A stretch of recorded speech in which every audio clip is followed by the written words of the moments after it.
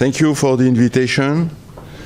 I will speak in English. If I can find the laser, it's here, okay. And I will talk today about portal vein embolization as a preparation for major hepatectomy. So this is the outline I will try to follow. Some reminder for the youngest of us, some specific aspect of portal vein embolization, how we could improve portal vein embolization effect, and I will try to give you a take-home message.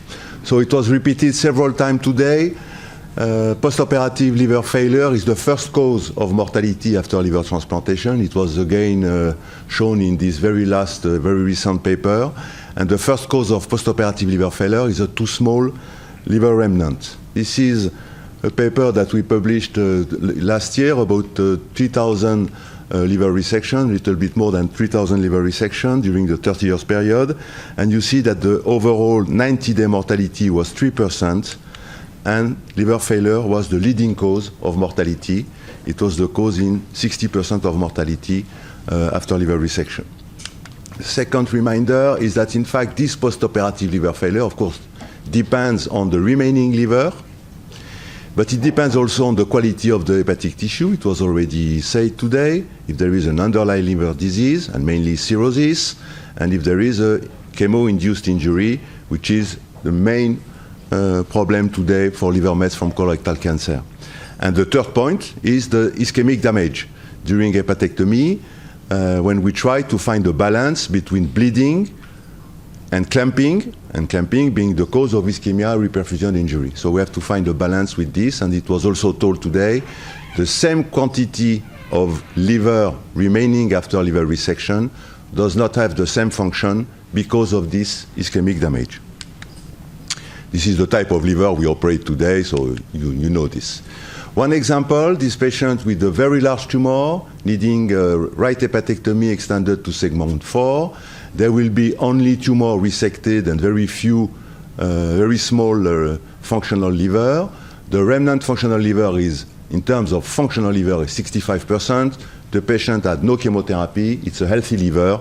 There is no risk of liver failure due to a too small remnant liver. Second example, very small tumor, very ill located, needing resection of right liver segment 4 and segment 1, right extended to S4 and S1. The remaining functioning liver is 30%. Classically, it's enough, but the patient received 18 courses of neoadjuvant chemotherapy. So this 30% is not 30% of a healthy liver, it's 30% of a very injured liver, and there is a risk of liver failure postoperative. So the lesson is, in fact, what counts is not what remains in terms of volume and function, but what counts is what remains and not what is removed. This is the typical example. You see, this paper was published in '64 and saying that it is possible to do a subtotal hepatectomy, 90%, without risk. In fact, it was wrong. You see, the tumor was in the whole right liver, and finally there was no hepatectomy. It was a tumorectomy. So in this case, there is no risk of liver failure. So this is the first two reminders. The third reminder is the origin of portal vein embolization. Makuuchi in Japan, in Tokyo, constated that when he operated patients with a Klatskin tumor invading the right portal vein, there was often a right atrophy and, more importantly, a left liver hypertrophy, and there was no liver insufficiency after right extended hepatectomy. So this is the idea of Makuuchi when he decided to iatrogenically reproduce what happens in the hilar cancer with the extension to the right portal vein. This was the origin of the portal vein. The technique of portal vein embolization, there are many techniques. It can be percutaneous with the contralateral or homolateral approach. It can be done by an ileal approach, by selecting a small ileal vein and going upward to the liver to embolize. And this is what we have after the operation. I quote this paper because I was trained to do portal vein embolization, and I will come back to this point. I think it's an important point. For what happened after portal vein embolization? You see, you have here the value of bilirubin, transaminases, and prothrombin time, and you have three values: before portal vein embolization, the maximum value day 5 after portal vein embolization, and the value pre-op, before surgery. You see that there is an increase, significant increase in bilirubin, transaminases, and significant decrease in prothrombing time after right portal vein embolization. And just before operation, all these values come back to values comparable to the pre-portal vein embolization values. In other terms, it's exactly what happens after an hepatectomy. So portal vein embolization is a functional hepatectomy. This liver is embolized, doesn't function anymore. It's like a functional hepatectomy. The liver function is shifted to the left side, and it's a functional hepatectomy before anatomical hepatectomy. So portal vein embolization separates the two stress of functional hepatectomy and anatomical resection. Well, this, you know this, the way we measure the effect of portal vein embolization. This is one technique of measurement. There are others. And we measure, of course, the impact, the effect of portal vein embolization by this volumetric assessment of the remaining functional liver parenchyma. You have to remove the tumor volume because the tumor has no function, and you measure this before portal vein embolization and before surgery. 5, reminder, the risk of portal vein embolization. It was reviewed 5 years ago. It's the same now. You see in this systematic review of almost 1,800 cases, mainly minor complications, fever, some pain, some discomfort, but very few severe complications like portal vein thrombosis or infection or abscesses. It happens, but it's very, very rare. What is more important is that there are less than 10 cases of mortality due to portal vein embolization amongst thousands of cases of portal vein embolization. So this portal vein embolization, the risk is very, very low in terms of mortality. In summary about this reminder, in terms of technical success rate, the mean technical success rate, I mean the feasibility of portal vein embolization is more than 99%. The clinical success in terms of hypertrophy of the future remnant liver allowing the surgery is 96%. And there are some failures, mainly due to tumor progression between portal vein embolization and the decision to do the resection. This is the main cause of dropout from surgery. I will come back on this point. And insufficient hypertrophy is a very rare process. What happens after portal vein embolization in terms of resectability of patients? You have here the authors of the different papers, the number of cases, and you see the percentage of resected patients is between 60, more 70 in fact, and 100% in the literature, with a 30-day mortality after liver resection that is absolutely comparable to the mortality we have after liver resection without portal vein embolization. Now I want to tackle specific points about portal vein embolization. What is the place of segment 4 embolization as a preparation for right extended hepatectomy? What is the impact of portal vein embolization on tumor growth? What is the impact of chemotherapy on the effect of portal vein embolization? And in terms of diseases, portal vein embolization and liver mets from colorectal cancer, the place of sequential portal vein embolization and TACE for HCC, the place of portal vein embolization and complex liver surgery, and how we can improve the portal vein effect. I choose these main points, mostly the 4 last points, according to the program of this morning. So I adapted my presentation to this. So when you are planning a right extended hepatectomy to segment 4, is it needed to embolize also the branches for segment 4? It's a difficult technique, and the question was, is it helpful or is it needed to embolize the segment 4 branches? This question was answered by the MD Anderson group. They looked at a series of patients before right extended hepatectomy with portal vein embolization on the right side, or right portal vein embolization and embolization of segment 4. So of course, in terms of hypertrophy of the future remnant liver, segment 2 and 3, it works. Statistically, the increase in size for the remaining left liver is higher when you embolize segment 4, but clinically it has no impact. In fact, the operations that were performed are absolutely comparable, and there is no impact, clinical impact, in terms of morbidity, mortality, feasibility of resection. you embolize or not segment 4 as a preparation for right extended hepatectomy does not change anything. Second point, tumor progression. So it was a big debate when you embolize the right liver, and if there is some liver tumor on the left side, does it or not increase the growth of tumor? So the answer came from this very nice study from Holland from 2004 to 2011, 58 cases of liver mets from colorectal cancer, 28 cases with portal vein embolization, 30 without. It was clearly shown that portal vein embolization increases the tumor growth. There are more lesions in the remnant liver, sorry for the mistake, and the recurrence rate is increased.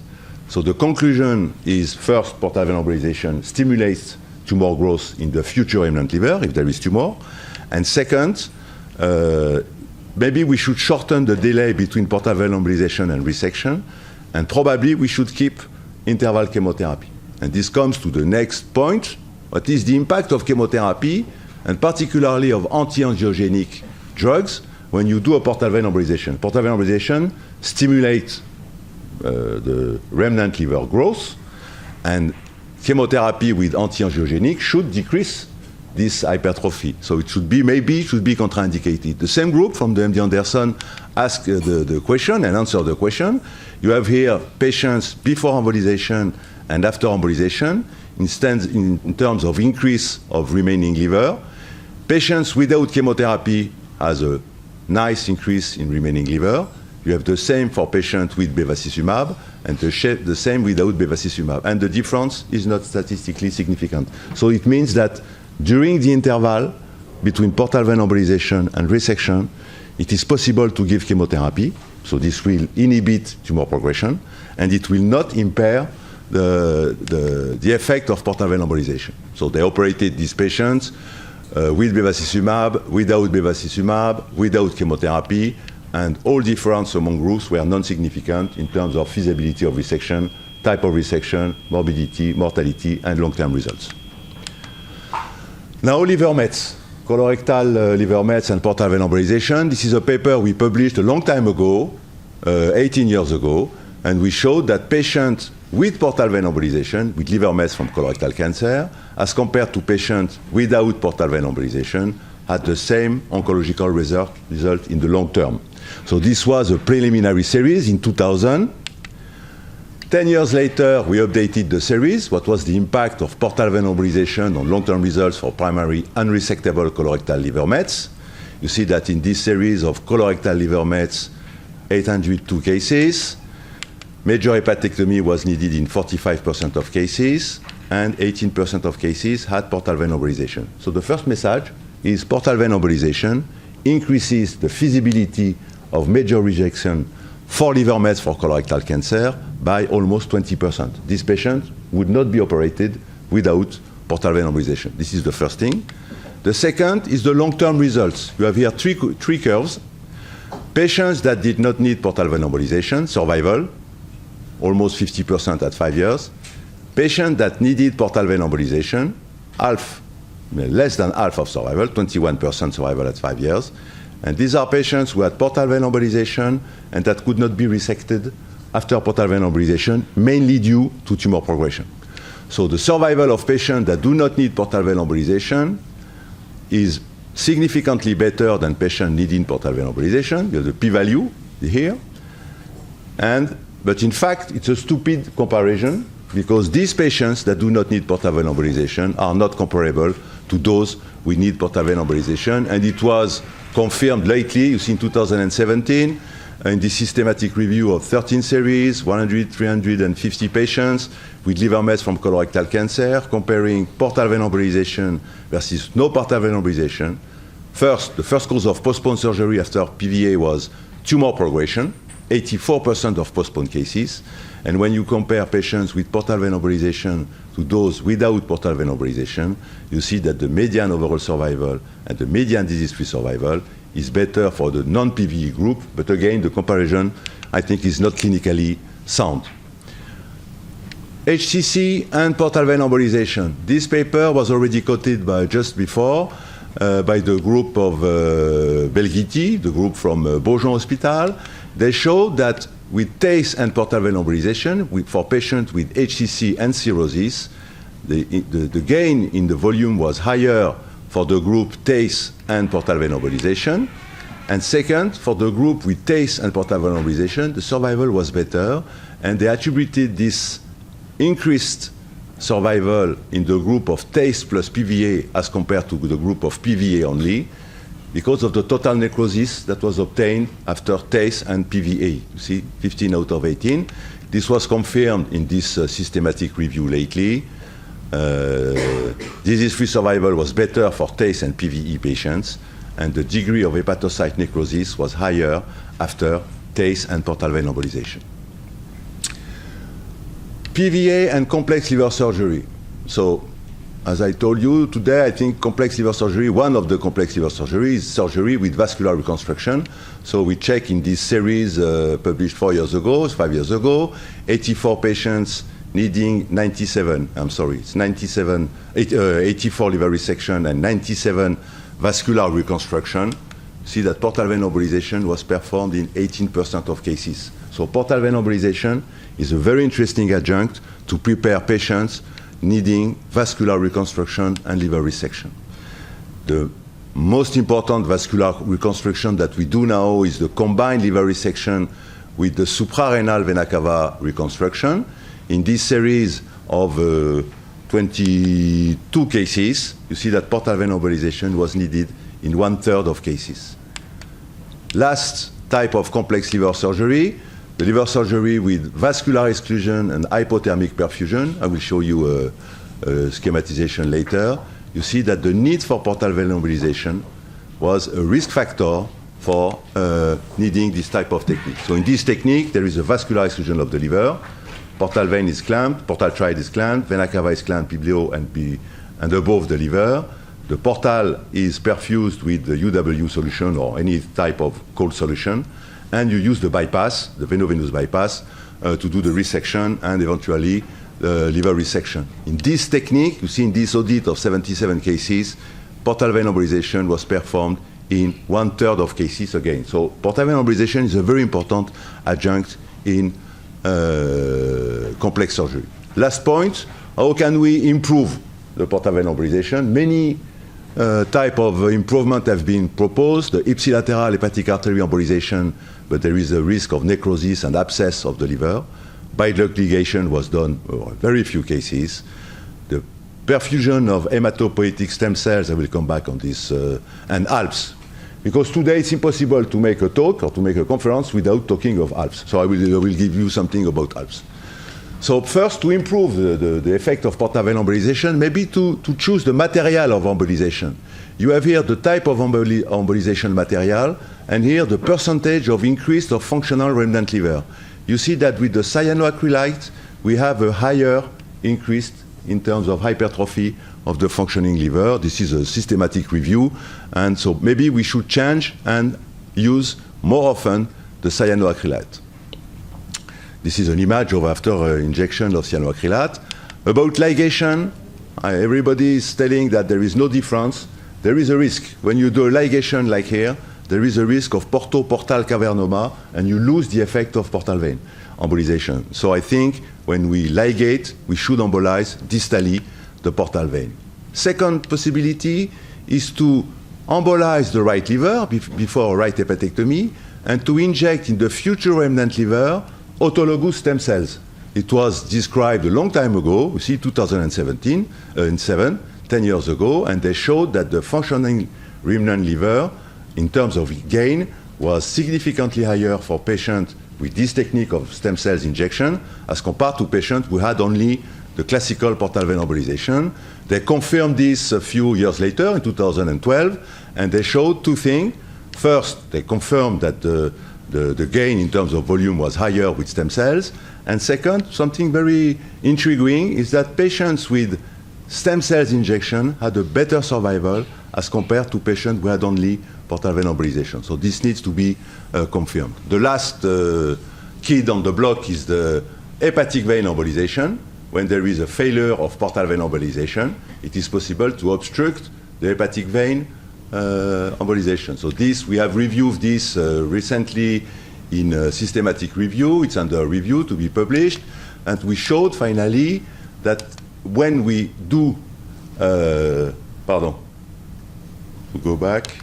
when we do this technique of portal vein embolization and right hepatic vein embolization, the gain in terms of future remnant liver is increased, particularly for biliary cancer. And you know that biliary cancer is the first cause of failure of portal vein embolization.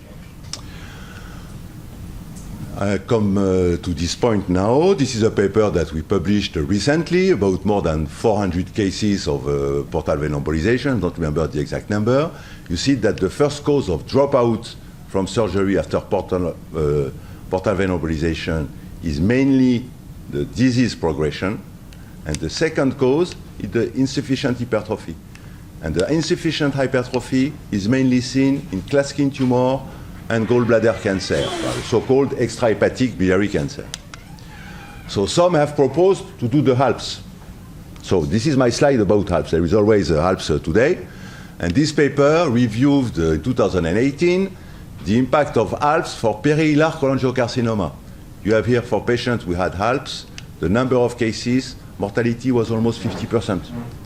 When you compare to patients who had no HALPS for perihilar cancer, mortality was 13% at 90 days, and survival was much better. So I think there is no place for HALPS in this type of failure of portal vein embolization. So this is my take-home message. The feasibility, technical feasibility of portal vein embolization is 99%. The clinical success in terms of hypertrophy is 96%. The mortality of portal vein embolization is very rare, less than 10 cases reported. And the resectability after portal vein embolization is more than 70%. Portal vein embolization increases by 20% the number of major hepatectomy. Sequential TACE and portal vein embolization probably should be developed for hepatocellular carcinoma.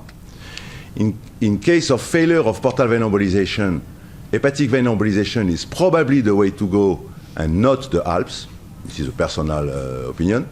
And the hilar cancer, which is the first cause of failure of portal vein embolization for insufficient hypertrophy, might be an indication for simultaneous portal vein embolization and hepatic vein embolization.